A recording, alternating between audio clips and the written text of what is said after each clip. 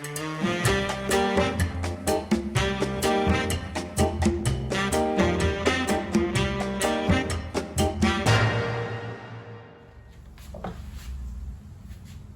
back, grubbers. I hope this day finds you well. It's another hot and humid one in Southwest Florida. We had a storm come through yesterday, and within about 10 minutes it was blowing 50. Rain was going sideways. It was torrential. Then the sun came out. We've got a great episode today, and it's something different. I've never done one of these, but I'm going to try one because I think the subject is something that our grubbers would be interested in learning more about. And so we're going to do a shootout. We're going to do a Texas toast shootout. If you don't know what Texas toast is, it's basically a thick piece of bread coated with garlic, butter, and usually parsley. And you toast it. And if you haven't had Texas toast, you're missing something, especially if you like carbs. There's nothing like it. It's the best garlic bread you will ever eat, I predict.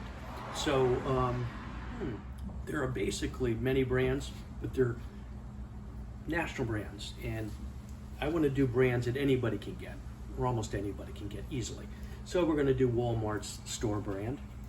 We're going to do Pepperidge Farm's national brand. And we're going to do the national brand, which is called Texas Toast. No, it's called New York Texas Toast. Probably get it in 7-Eleven. And then we're going to do a regional, super regional grocery store called Publix. And if you live anywhere in the Southeast, you've probably seen a Publix. They dominate. And it's a really good store with high quality products. Very expensive though, just be in mind. So we've got 4 brands. We're going to test them 4 ways. We're going to compare the size of the bread. You know, is it this big? Is it this big? We're going to compare the texture, the crunch, the chew, the density of the bread, the lightness of the bread.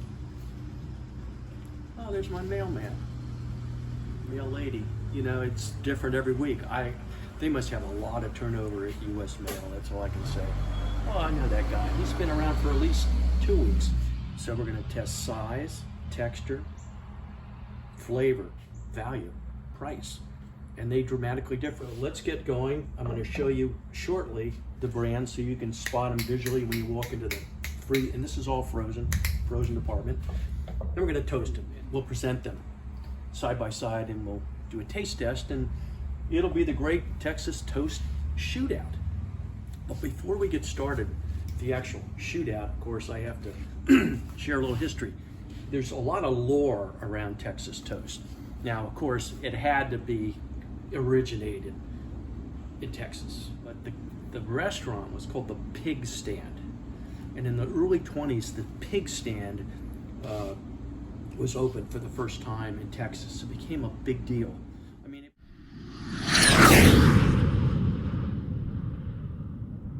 became national, and almost overnight. It was a franchise.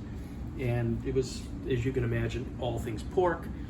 And sadly, though, over the years, it was just mismanaged and people died. It was kind of a tragic history, but it's gone. That is the original corporation went bankrupt, I think, in the early 2000s. So you might be driving down the road in Truckee, California, and see a pig stand. Well, it might be part of the original franchisee program. I don't know. But that's not that important. This is about Texas toast. And they get credit, according to the lore of Texas toast, for inventing the product. And the story goes, now, of course, Texas, you know, everything's big in Texas, right? The buildings are the biggest, women's hairdos are the biggest, the limousines are the longest, oil derricks are the tallest. So this man who was a cook at one of the pig stands, now whether it's Denton, Texas or Beaumont is disputed. That doesn't really matter. But the man's name, of course, he didn't have a first and a last name. Only 2? That's not enough. He didn't have enough first, a middle, and a last name. Oh, 3? Oh, only 3? That's not enough. He had 4 names. Are you ready? Wiley W. Cross, is credited with creating the first order of Texas toast. You know, Wiley, it's W.W. Cross. It's probably Wiley Cross. I mean, if you really checked, it might be that. Anyway, it's entertaining. You know, Texas is a very colorful place, colorful people. So what happened? The baker brought in the bread for the morning shift, and of course, you know, people want toast with their eggs and their bacon and their sausage and their sausage gravy or whatever they're eating. So the guy delivers the bread and he leaves. So Wiley W.W. Cross gets the bread out and he goes to put it in the toaster. It's too thick. Instead of half an inch, it's almost an inch. It won't go in the toaster. So now he's in a hell of a mess because all these people are sitting out there and they're banging, you know, they want their food. Where's my eggs, my toast? So what you do? Wiley was a smart guy. He butters both sides of the bread and he throws it on the grill. He just grills it. And it was a home run. The patrons went crazy. More, Wiley, W.W. Cross, give us more Texas toast. Give us more of this stuff. Of course, it didn't have a name. But they did name it because it became a staple. And that is how the story of Texas toast, it is the story of how it originated. And take it or leave it, that's the lore. So we're gonna have Texas toast. We're gonna have 4 varieties, 4 brands, and we're gonna see, in my humble opinion, whose is the finest in the land. Coming right up.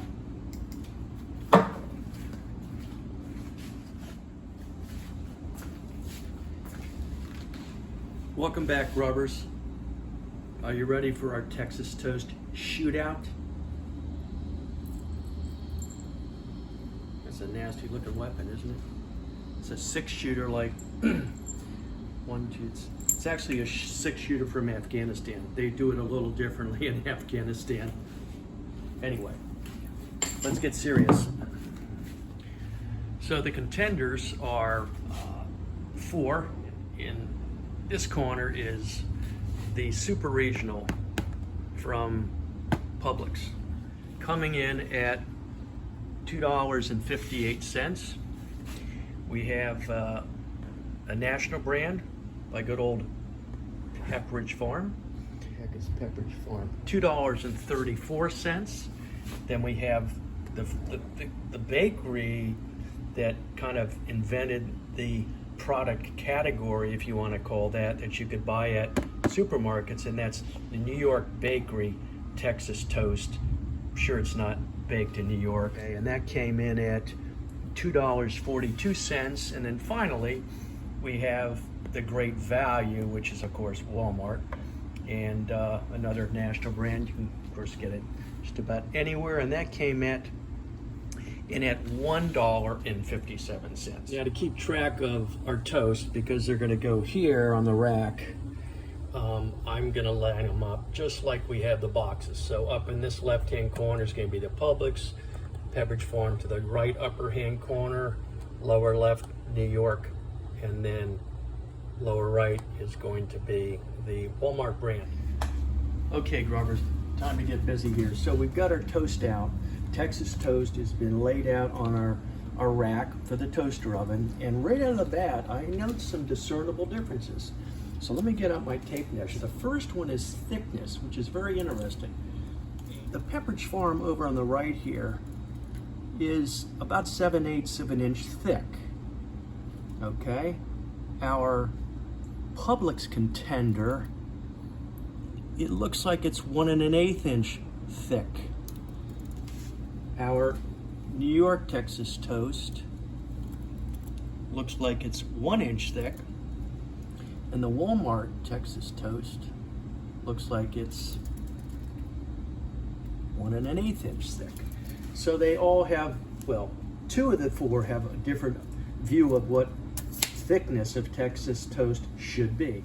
The other thing that's notable is the parsley coverage. They all claim to have parsley, and they all do. It looks like the Publix has the most. New York, Walmart look virtually the same, whereas the Pepperidge Farm, the parsley looks a little sparse. Maybe they should call it sparsely. As far as the size, there's also a difference. If you look at the height, let me get my tape measure again. I want to be precise here in garage grubbing. It looks like 3.5 inches for the Pepperidge Farm in height, 3 inches for the Publix, 2 3/4 for both the New York Texas Toast and the Walmart brand. So interesting. These two have smaller loaves. These are similar in size.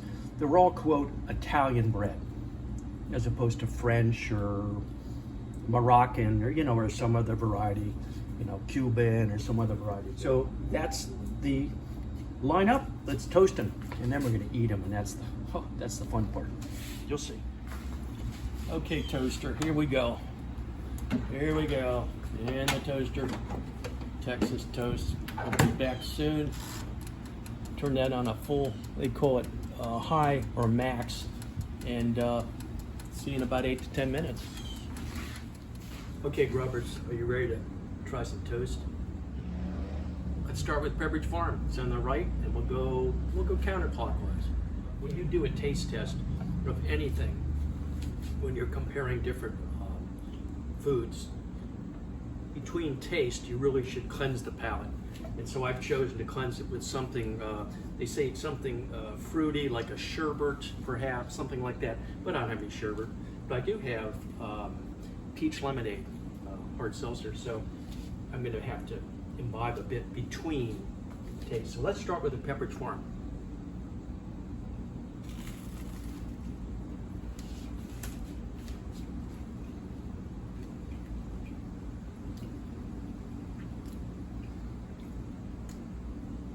Kind of dry and salty, I'm sorry.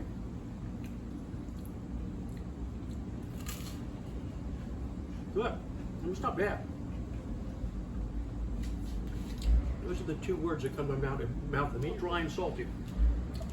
We could have over toasted it, but frankly, it really doesn't look over toasted to me. It looks like toast. One moment. Fully cleansed. Building a lot of houses around here. Okay, let's go next to the Publix. Mr. Publix, how did you do? Oh, it smells wonderful.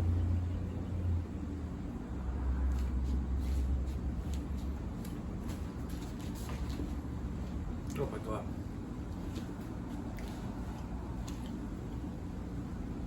Oh. Soft, but chewy. A little crunch on the edge. Beautiful, balanced, garlic. And I can taste the parsley, believe it or not. That is a beautiful, beautiful piece of Texas toast. Outstanding, really. It's gonna be hard to top. Okay, here's the company that took the product national, Texas Toast, from New York, New York brand. Let's see how we did it. It smells nice.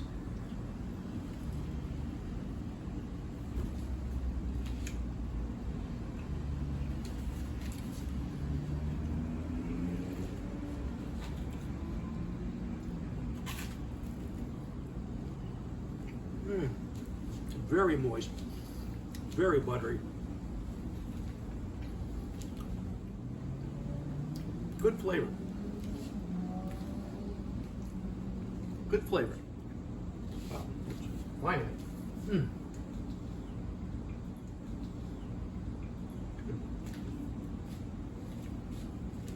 Palate dutifully cleansed. Okay, Walmart, let's see what you can do. Smells like a Texas toast with a lot of garlic butter.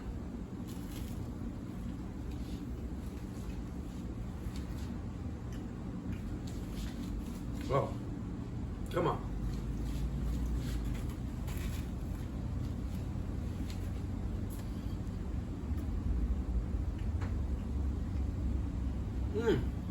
Clean, pure garlic, butter, flavor. If you have not had Texas toast, you're missing the boat. Go out and get a box. We're gonna rate them right now before my memory lapses.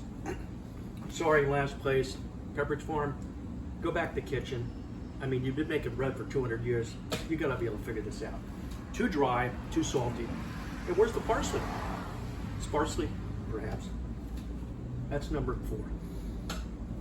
Number 3, sorry New York, we love you, but there's something about this. I don't know what it's got a little slightly off flavor. With the texture, the chew, I mean, it's a wonderful bread, but it's just a little odd, and I can't place it. But still very, very good. But unfortunately, 3rd. Number 2 is the value brand, in my opinion. Outstanding. And when you consider that it's 50% less almost than the leader, you might want to save 50 cents a loaf. If you do, you're not giving up much. That's a beautiful piece of Texas toast. But the winner, Publix, good job. I have to hand it to you. You're the most expensive, but you're also the best. And in my view, that is where we are. Grubbers, I hope you enjoyed the show, the episode. It's not a show. And I don't know, I got a lot of Texas toast to eat here, so I gotta get going. Thanks for joining. See you again real soon.